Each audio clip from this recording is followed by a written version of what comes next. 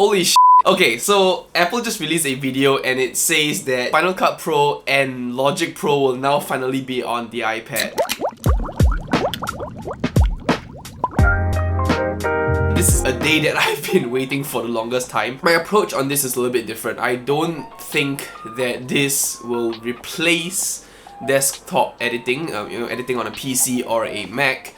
But I think this will give birth to a new form of content creation. I hope the next move is by Adobe, where Premiere Pro and After Effects will then come onto the iPad. Wishful thinking, but let's just hope that happens. I just want to talk a little bit about mobile editing versus desktop editing and what I think the future of it is, because my approach on this topic isn't exactly the same as everyone else's. A lot of people have been seeing the iPad as a laptop replacement, and I just don't think that is the case. I think the iPad itself should be seen as a separate product. I think Apple's approach on this is relatively similar. They have been creating features like universal control, where you can use your Mac and iPad simultaneously. Multiple monitor support actually works really well in conjunction with a MacBook. So I'm a content creator that actually came from the iPad mini 4th generation. It was like a super old iPad back in, I think, 2016. I used to go out, shoot street magic videos. I basically perform card tricks to people and I record those videos, bring them onto my iPad, and I use this app called, what was the app called? Viva Video. Some of you OG nerds may know that. It was so painful editing on the iPad because like you can't even see your whole entire timeline. You actually have every single thing squished together and you need to like sort of like zoom in,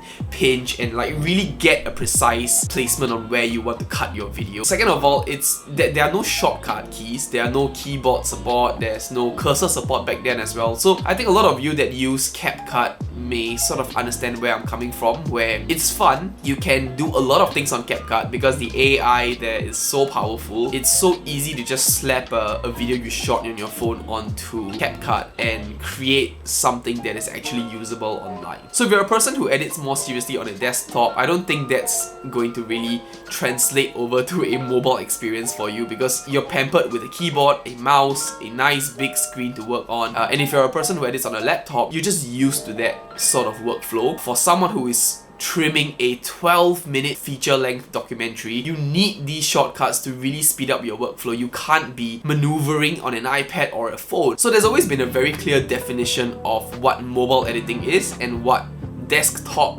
laptop style editing is. And what I think is going on with the iPad is that I don't think the iPad is here to replace a desktop. I don't think the iPad is here to replace a phone when you have that ease of access of just shooting and editing on CapCut. But I do think that the iPad now gives birth to a new way of video editing. Imagine instead of masking with curve points on your screen, you can actually use an Apple Pencil to draw out a mask over a certain place that you want to color grade. Imagine a world where write-on text animations wouldn't be so difficult on your desktop. You can just literally write on your screen and have it play out instantly. I think that is sort of what Final Cut Pro is going for, and I like it because I think it's just a new birth to video editing, and I think combined with new AI technology like CapCut, and I think that will really encourage any kind of content creator who is doing stuff with TikTok and Instagram. I think Apple does a really good job in advertising that they are going for that on-the-go portability kind of approach, that you can just edit your videos anywhere you go, even if you're in a bus or a train. So I think the iPad is a very nice blend between a workflow of a hobbyist and a professional. And I think the iPad will be now an equipment that both professionals and hobbyists can pick up. I also hope the iPad serves as sort of a complement to a Mac workflow, where you could have your iPad beside your Mac and you can work on Final Cut Pro simultaneously on two devices. I think that would be really, really cool. Imagine you editing on your Mac timeline and you're just trimming up your videos and you want to mask out a certain area, and you can literally transition to your iPad or just literally pick your iPad up, grab the image from Mac OS into iPad OS using universal control and just mask away. And after you're done masking, it transitions seamlessly back into Mac OS. I think that will be what the future of Apple products will sort of look like. I think that will really translate into the world of video editing on these devices. So all in all, the MacBook is not going anywhere. The iPhone is not going anywhere.